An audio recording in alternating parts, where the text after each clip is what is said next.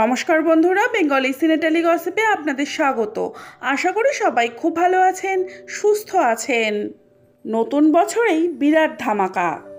ইংরেজি নববর্ষের আগে থেকে শুরু হয়েছিল আদ্রিত কৌশাম্বীর বিয়ের গুঞ্জন। এবার শোনা যাচ্ছে বৈশাখ মাসে শুভ কাজটা সেরে ফেলতে চলেছেন মিঠাইয়ের নায়ক এবং তার অনস্ক্রিন দিদিয়া। জি বাংলার হিট মেগার সেটেই শুরু আদ্রিত কৌশাম্বীর প্রেমের গল্প। অনস্ক্রিন ভাই বোনের প্রেম একটা সময় মিঠাই ভক্তদের বড় অংশের গলার কাটা হয়ে বিঁধেছিল, কিন্তু সময়ের সঙ্গে সঙ্গে সেই চর্চা থিতুও হয়ে গিয়েছে।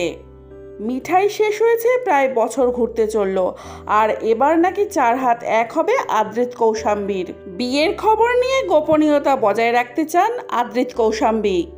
মুখে কুলু পেটেছেন দুজনেই, তবে টেলিপাড়ার ঘনিষ্ঠ সূত্র বলছে আগামী 11ই মে অর্থাৎ 29শে বৈশাখ রবিবার 7 পাকে বাঁধা পড়বেন দুজনেই।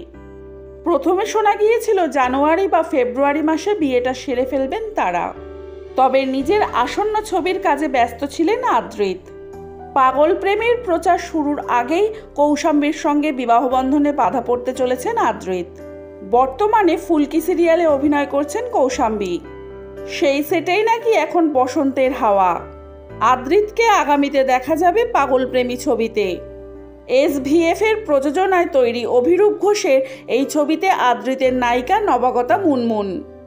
এপ্রিলের শেষে বা মে মাসেই হয়তো এই ছবি নিয়ে আনুষ্ঠানিক ঘোষণা সারবে প্রযোজনা সংস্থা। কৌশাম্বীর সঙ্গে সম্পর্কে জড়ানোর আগে সুপ্রিয়া মণ্ডলের সঙ্গে দীর্ঘদিন সম্পর্কে ছিলেন আদ্রিত।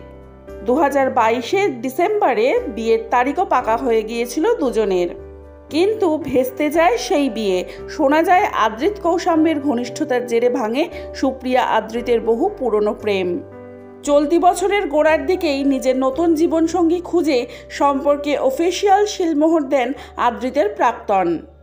কিছুদিন আগেই দিদি নাম্বার 1-এর মঞ্চে হাজির হয়েছিলেন কৌশাম্বী, যেখানে রচনা প্রশ্ন করেছিলেন বিয়ে নিয়ে। বলেছিলেন, সোশ্যাল মিডিয়ায় কৌশাম্বীর প্রচুর খবর পাই আমি।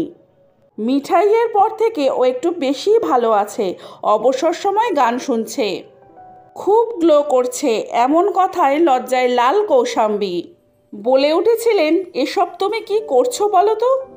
এরপর বিয়ে প্রসঙ্গে রচনা বলেন, খুব জলদি দিল্লি কা লাড্ডু খেতে চলেছে। তারপর অবশ্য হাল ছাড়তেই হয়েছিল কৌশাম্বীকে।